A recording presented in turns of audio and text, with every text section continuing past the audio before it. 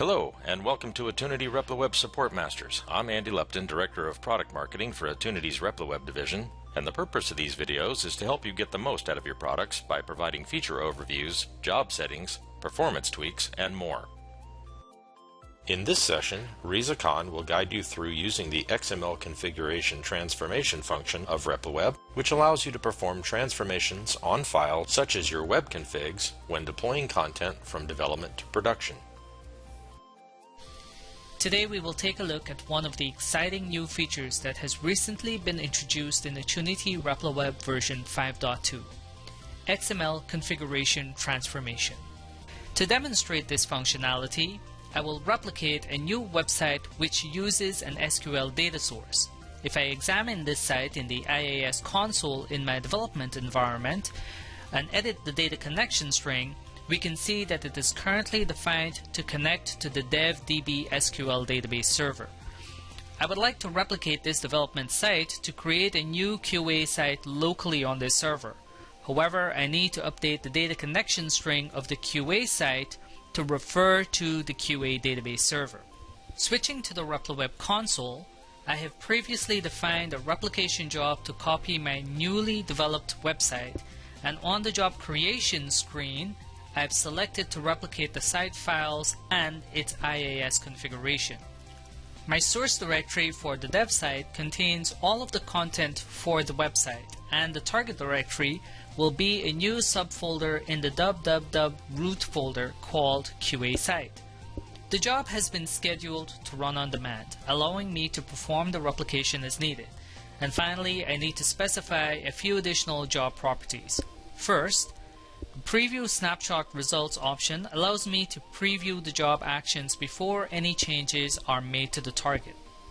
Next, on the IIS Configuration tab, I have selected to replicate the application pool and update the target application pool name to QA site.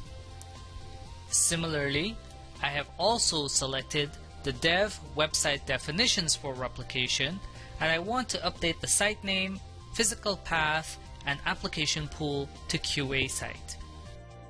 Finally, I have defined a TCP binding override so the new QA site will use port 91 after the replication has completed. To complete the job definition, I'm using an Xslt Template file that contains the details for my XML configuration transformation, which will be applied to the web.config file defined in my includes specification. In the data folder, let's examine the web.config file, and we can see that the connection string is referring to the dev database. After the replication is completed, the connection string should be updated to refer to the QA database. Now that my job is properly defined, I'm ready to begin the replication. To do this, I simply right-click on the job and select the option to Submit Now. A new child instance will be submitted, and I can then preview the results of the job snapshot so that I can verify the job actions. If I right-click on the job and select the preview option, I can then expand the tree view, and based on the legend above, I can see that all content files are flagged for transfer, and that the web config file in the data folder is flagged for transformation. There are currently no deletions planned on the target because the QA target folder does not yet exist. So I'm pretty happy with these proposed changes, so I can go ahead and confirm the snapshot. Double-clicking on the job allows me to review the job progress, and I can see now that the file transfers are ongoing, including the current file in transit. The end result, if I refresh my view in the IIS console, is that my new target QA site has been created. Here is my new QA site application pool. Examining the data connection string for my data folder, I can now see that the connection string refers to the QA database. Looking at the file system, I can see that my new QA site content has been successfully replicated. In the data folder, I can open up the web.config file to verify that the connection string has been correctly transformed to the QA database. That concludes my very simple demonstration of the XML Configuration Transformation capabilities in Attunity RepliWeb version 5.2. For a more detailed look at the latest version of Attunity RepliWeb, or if there are any additional questions, or if you would like to try the XML Configuration Transformation feature, please visit www.attunity.com.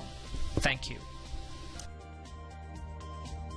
We trust that you found this session helpful, and we encourage you to review all of the other Support Master videos to help you get the most out of your Attunity RepliWeb products.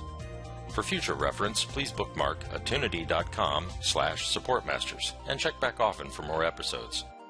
If you would like to see a Support Master video regarding a specific use case, please feel free to send your request to repliweb@attunity.com.